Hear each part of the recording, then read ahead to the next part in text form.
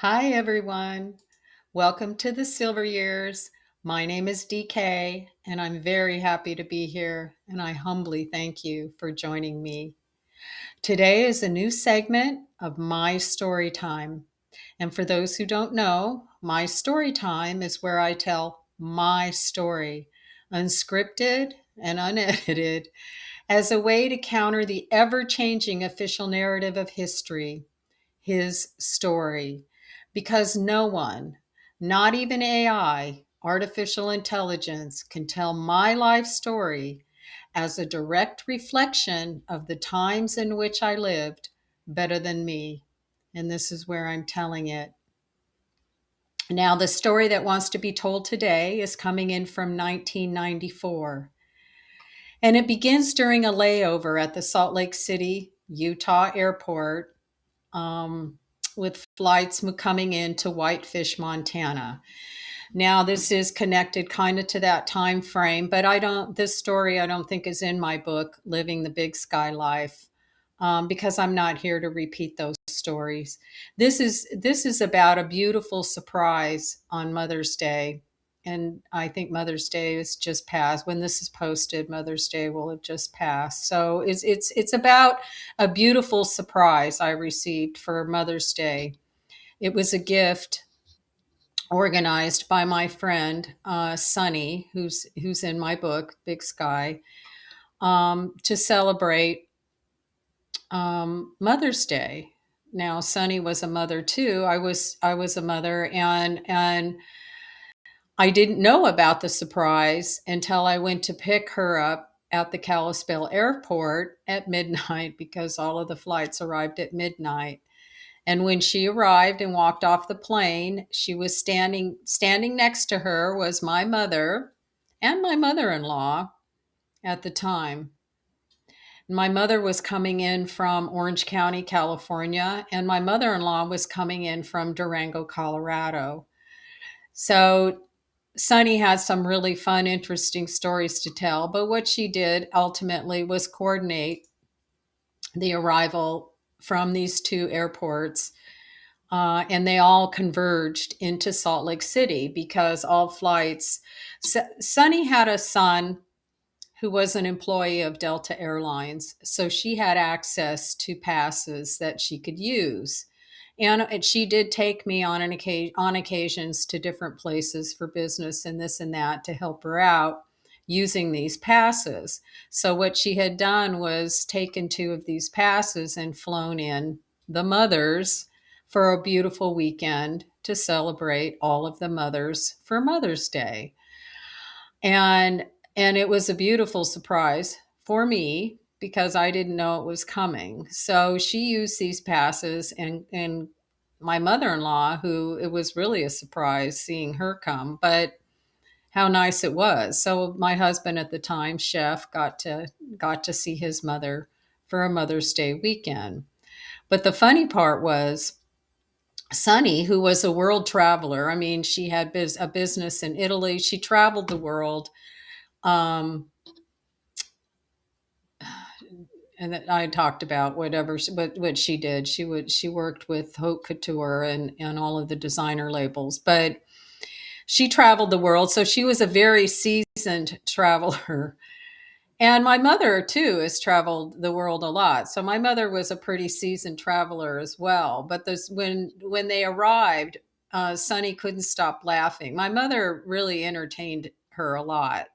There were many experiences where she interacted with my mother, but my mother fully entertained her with just the way she was and sort of her attitude about things, very nonchalant. But I think, any woman who's raised as many children as she had and had the chaos swirling around her life like she has, having all that commotion, you learn to kind of um, not get too worked up about things.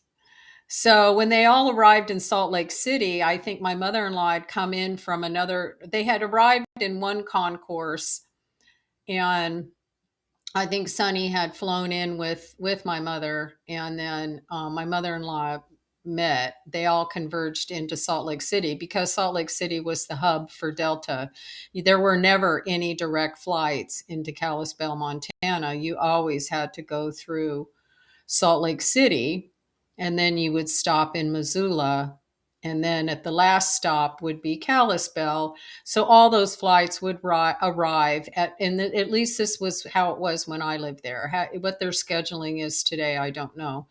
But the flights would always, it was the last flight on the line at night, and it would land between 11:30 and 12 every night. So the flights would come in from Salt Lake City to Missoula, then they would fly into Kalispell. So any airport pickup was always very late at night. So Sunny was telling me when they all met in Salt Lake City, they had to switch concourses to meet up with my mother-in-law and then to catch the flight that would take them into Montana. So Sally and my mother and mother-in-law had to go through security again, okay, with their carry-on bags. And so they had gone through security and they were all walking towards the gate together, all three of them, their next departure gate. And Sunny said she looked over and she saw that my mother no longer had her suitcase with her.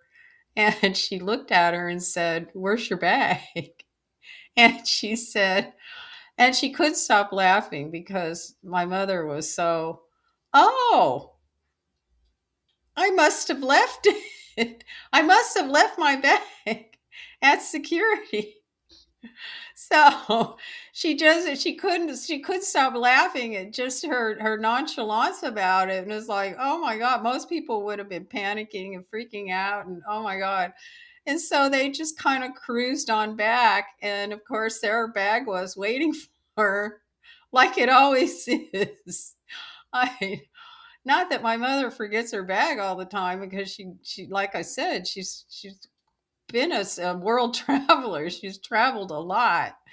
But I know that stuff like this has happened, but I guess in all the excitement, she just sort of forgot about the bag and had to go back and get the bag. And when I think about this Mother's Day trip, I think about that experience because Sunny just couldn't get over it. She just thought it was the funniest thing ever. I mean, there's a couple funny stories she used to repeat, but that one that one kind of topped it. So this is just sort of a short little Mother's Day homage and saying I'm thankful for that. I It was a beautiful thought. It was a beautiful gift. And I think my mother-in-law, who was not accustomed to people doing nice things for her like that, people who didn't really know her because Sunny didn't know her at all, not really. And she brought her in, and then she got to spend the weekend with her son, and she got to spend the weekend with the rest of us, and it was very lovely. Um, and my little daughter, my youngest daughter, was there as well, so she got to enjoy all of the celebration too. She was part of it. I think she knew it was. I think Sunny had coordinated some with her as well. So and that, in the end, that was pretty much it. I just wanted to say that all of the mothers, I think of all of the mothers and the importance of mothers in our life. And while I'm not a big proponent of Hallmark holidays, I think every day is Mother's Day. Every day is Father's Day. Every day is Grandparents' Day. Every day is a day to celebrate the beautiful people that you have in your life, the ones who love and care about you and support you in all that you do. And it's not perfect, and that's not what we want here. We just want people who are authentic, who love and care about us, and um, keep us on the straight and narrow when we need help. That's all. So, for all the mothers out there, this is my little Mother's Day homage, a little bit. So, in conclusion, and for whatever it's worth, this is my little protest against his story. This is me telling my story my way for the record.